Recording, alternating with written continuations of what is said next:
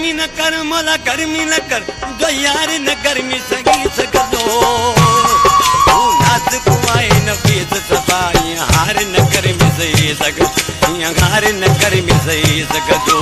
नाजरीन अवामी न्यूज़ में ख़बरनि जो सिलसिलो जारी है। इन वक्त असीं तव्हांखे खिपरो में ख़बर ॾींदा हलूं त खिपरो में गुज़िरियल ॾींहं जी बरसात जे वसकारे खां पोइ गर्मी वधी वई है त बिजली जो निज़ाम भी धरम भरम थी वियो है। गर्मी सबब शहरी सख़्त परेशान। गर्मी खां बचण जे लाइ खिपरो वाह ते वञी विञण जो सिलसिलो शुरू करे छॾियो है। जॾहिं त खिपरो वाह में विञण सबब केतिरा ई ॿारड़ा पंहिंजूं क़ीमतियूं जानियूं विञाए छॾियूं पर इंतज़ामिया जे कननि ते जूं भी नथी सिरे। इन मौके ते खिपरो जे शहरनि जो चवणु आहे त खिपरो में गुज़िरियल 2 ॾींहंनि खां गर्मी तमाम घणी है। इन गर्मी खां बचण जे लाइ असां खिपरो वाह ते अची विंझी करे गर्मी खां बचूं था। जॾहिं त विञण सबब जिस्म थधो थिए थो, थधो थधो पानी जिस्म खे लगे थो त सॼे ॾींहं जी थकावट दूर थी वञे थी। मथां वरी होटल भर में है जिते चांहि पीअण सां चुस्ती मिले थी त वरी वाह जो रुख करे विंझूं था। खिपरो वाह में इन वक्त नंढड़ा ॿार मज़दूर इन गर्मी में विंझी गर्मी खां त बची रहिया आहिनि पर लापरवाही सबब को हादसो पेश अची सघे थो। इंतज़ामिया समेत चूंडियल नुमाइंदनि खे घुर्जे त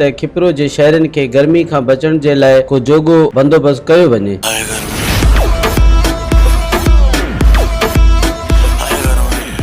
मज़ीद खबरों और तफसीलात के लिए विजिट करें हमारी वेबसाइट www.awamiNewsHD.com।